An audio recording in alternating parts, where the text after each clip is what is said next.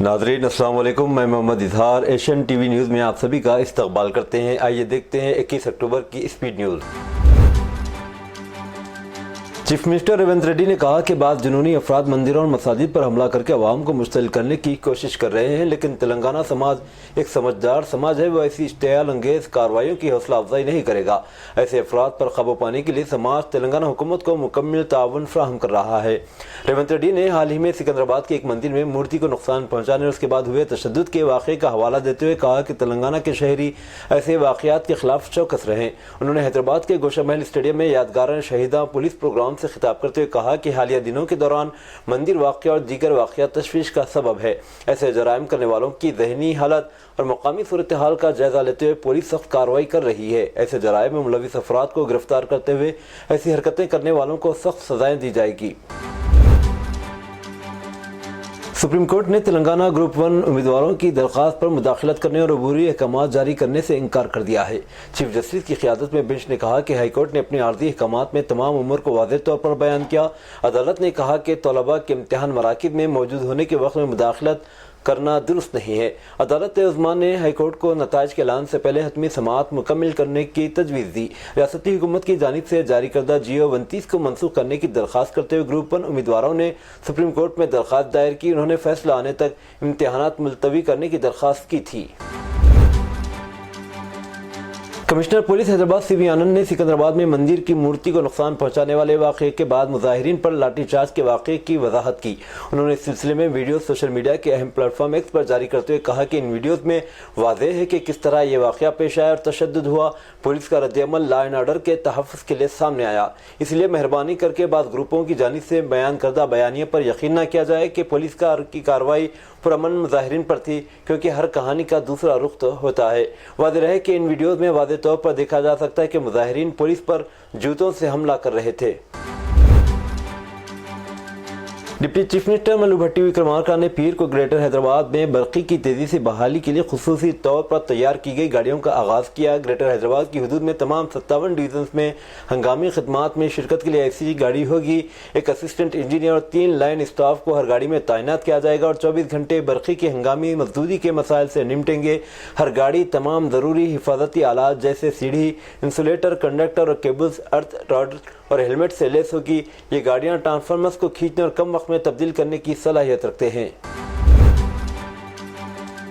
तेलंगाना के वज़ीर आला रेवंत रेड्डी ने ऐलान किया है कि फ़राइज़ की अंजामदही के दौरान शहीद सब इंस्पेक्टर्स, कांस्टेबल्स के अरकान ख़ानदान को फ़ीकस 1 करोड़ रुपये, DSP, SPs के अरकान ख़ानदान को 1 करोड़ 50 लाख रुपये, SP के अरकान ख़ानदान को 2 करोड़ रुपये मुआवजा दिया जाएगा। उन्होंने कहा कि अमन अमान के मामले में पुलिस का किरदार अहम रहा।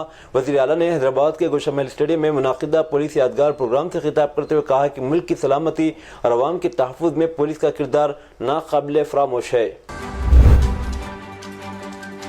करेंसी नोटों के बजाय 10 रुपये के सिक्कों के इस्तेमाल को कबूल करने के लिए आवाम में बेदारी फैलाने के लिए इंडियन बैंक ने 21 अक्टूबर से 22 अक्टूबर के दरमियान रियासत तेलंगाना और आंध्र प्रदेश में अपनी 480 शाखों में 2 रोज़ा अवामी बेदारी मुहिम का इनेकाद किया।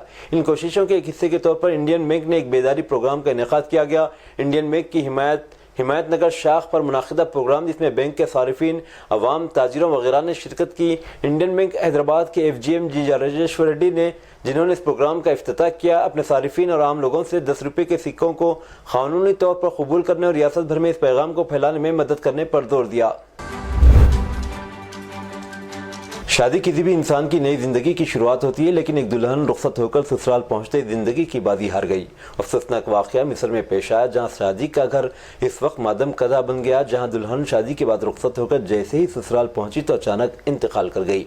अल अरबिया न्यूज़ के मुताबिक मिस्र के जनूबी मगरबी इलाके अल-फ्यो में शादी के बाद दुल्हन के इसके रिश्तेदारों ने नेक ख्वाहिशात और खुशी के आंसुओं के साथ दुल्हा की हमरा रुखसत किया, लेकिन वो ये नहीं जानते थे कि दुल्हन को अपने घर से नहीं बल्कि दुनिया से रुखसत कर रहे हैं। रिपोर्ट के मुताबिक दुल्हन रुखसत होकर जैसे ही अपने ससुराल पहुंची और शौहर के हमरा घर में दाखिल हुई तो इसके सीने में अचानक शदीद दर्द उठा।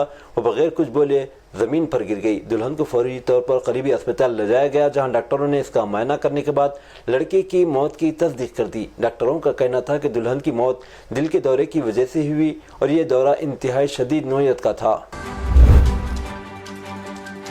تلنگانہ بی جے پی کے صدر جی کشن ریڈی نے کہا کہ چیف منسٹر ریونت ریڈی ہندو مخالف ہو گئے ہیں۔ انہوں نے کہا کہ چیف منسٹر ریونت ریڈی اور کانگریس قائدین متیلمہ مندر مسئلے کی مذمت نہیں کی۔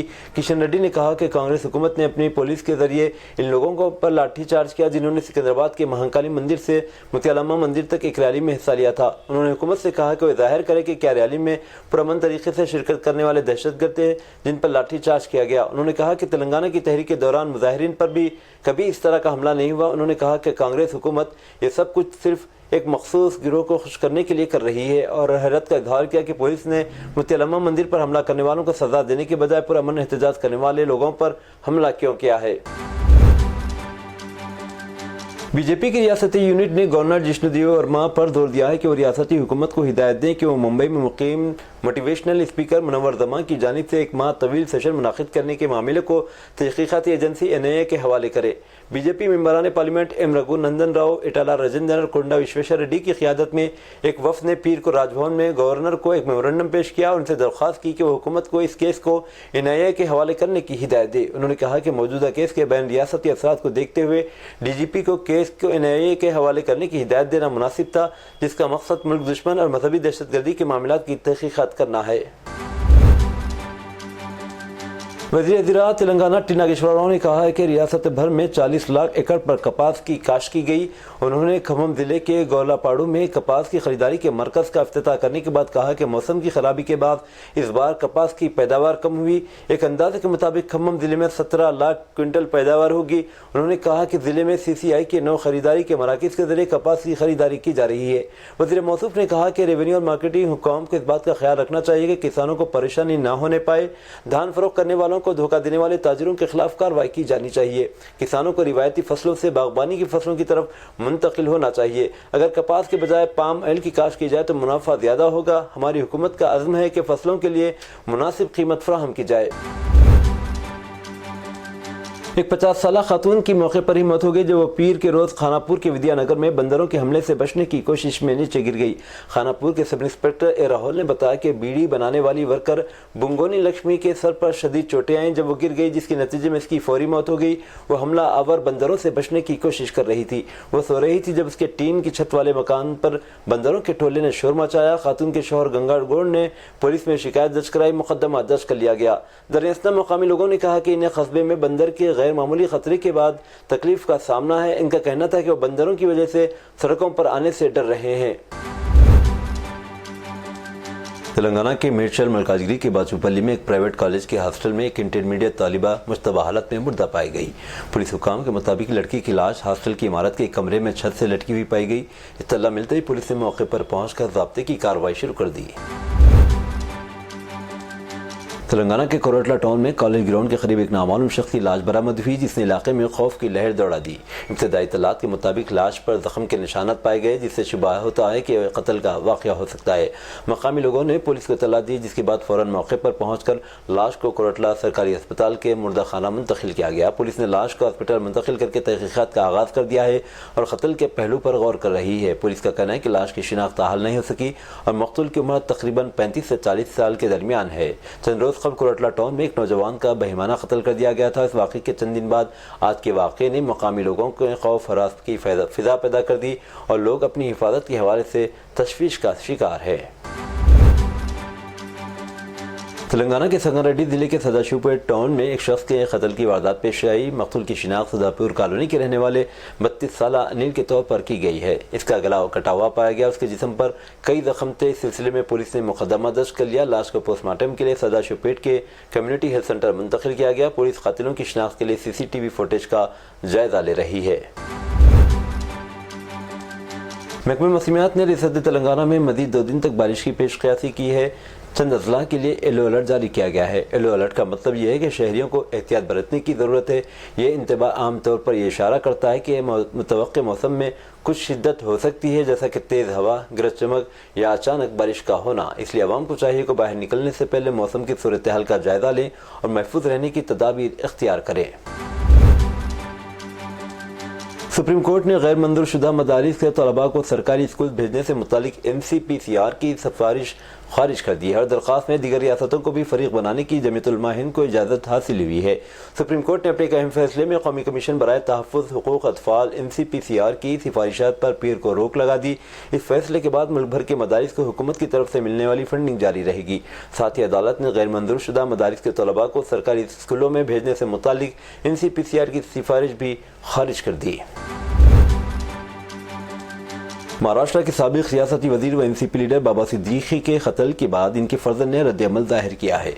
بابا صدیقی کے فرزند و کانگریس لیڈر ذیشان صدیقی نے کہا کہ ان کے والد کے قتل کے بعد قاتلوں کی نظریں ان پر ٹکی ہوئی ہیں لیکن انہیں ڈرایا نہیں جا سکتا۔ ذیشان نے کہا کہ انہوں نے میرے والد کو خاموش کرا دیا لیکن وہ یہ بھول گئے کہ ایک شیر تھے، میں ان کی دہاڑ اپنے اندر رکھتا ہوں۔ انہوں نے social media platform X پر یہ جذباتی پوسٹ کیا۔ ذیشان نے لکھا، میرے والد کا قتل کرنے کے بعد وہ مجھ پر نظریں گیڑے ہوئے ہیں اور سمجھتے ہیں کہ وہ جیت گئے ہیں۔ انہیں میں بتانا چاہتا ہوں کہ میرے اندر شیر کا خون ہے اور میں اب بھی یہاں ہوں بے خوف۔ انہوں نے ایک کو مار دیا لیکن ان کی جگہ اب میں اٹھ کھڑا ہوں۔ یہ لڑائی ابھی ختم نہیں ہوئی، آج میں وہیں کھڑا ہوں جہاں وہ کھڑے تھے۔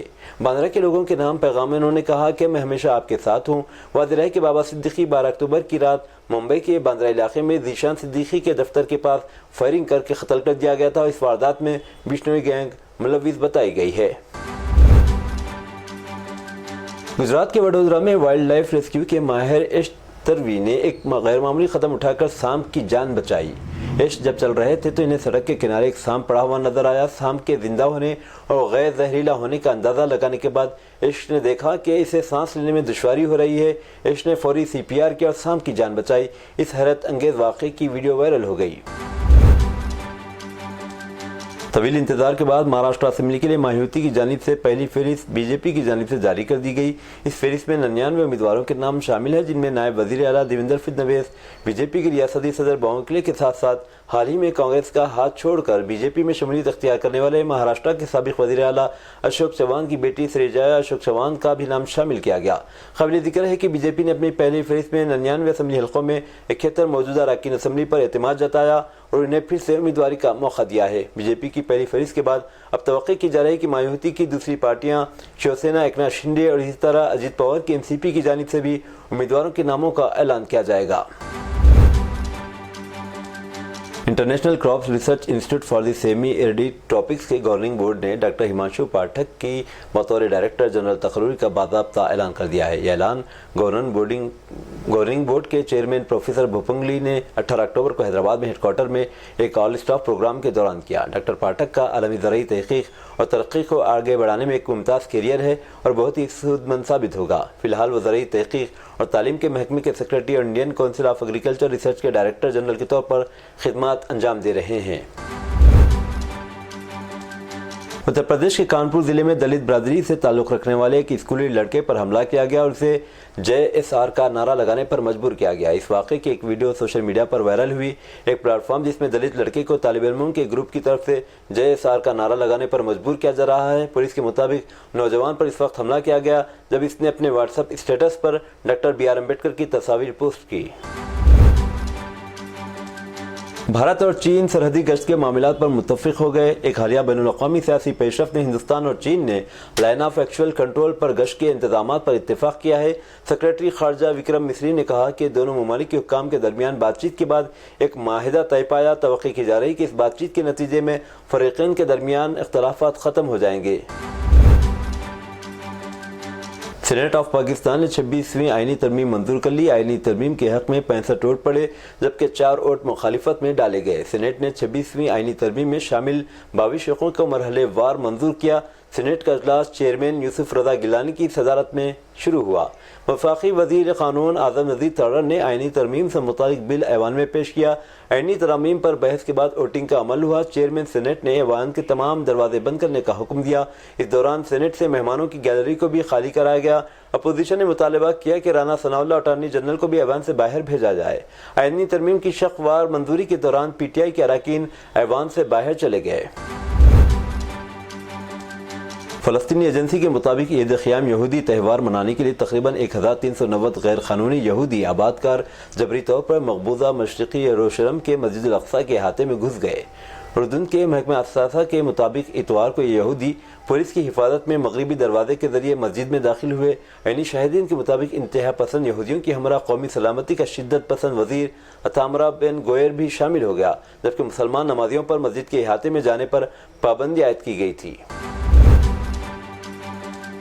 اسرائیلی فوج نے تصدیق کی ہے کہ شمالی غزہ کی پٹی میں بارودی سرنگوں کے حملے میں بریگیڈ کمانڈر سمیت 4 فوجی ہلاک ہو گئے۔ ذرائع نے تصدیق کی کہ اسرائیلی فوج کے کمانڈروں کو شمالی غزہ کی پٹی میں بارودی سرنگوں کے حملے میں مارا گیا۔ انہوں نے مزید کہا کہ حماس کی عسکری ونگ القسام بریگیڈ کے مسلح افراد نے ایک سینئر افسر کو اس وقت گردن میں گولی مار دی جب وہ علاقے کا دورہ کر رہا تھا۔ اس حملے کے نتیجے میں 4 اسرائیلی افسر مارے گئے، جن میں 401ویں آرمڈ بریگیڈ کا کمانڈر ایک کرنل بھی شامل تھا۔ اسرائیلی فوج کے رہنما شمالی غزہ کی پٹی کا دورہ کر رہا تھا جہاں ان پر بارودی سرنگوں سے حملہ کیا گیا۔ انہوں نے فرار ہونے کی کوشش کی تو القسام کے اسنائپر نے ایک سینئر افسر کی گردن میں گولی چلا دی۔ العربیہ کے ذرائع کے مطابق افسر کی حالت انتہائی نازک ہے۔ بعد ازاں اسرائیلی فوج نے غزہ کی لڑائی میں 401ویں بریگیڈ کے کمانڈر کی ہلاکت کا باضابطہ اعلان کر دیا۔ یہ تھی ناظرین آج کی سپیڈ نیوز۔ دیجیے اجازت محمد اظہار کو، ملتے ہیں اگلے سپیڈ نیوز میں۔ تب تک کے لیے ہمارے channel Asian T V news کو لائک، شیئر اور سبسکرائب کرنا نہ بھولیں۔ اللہ حافظ۔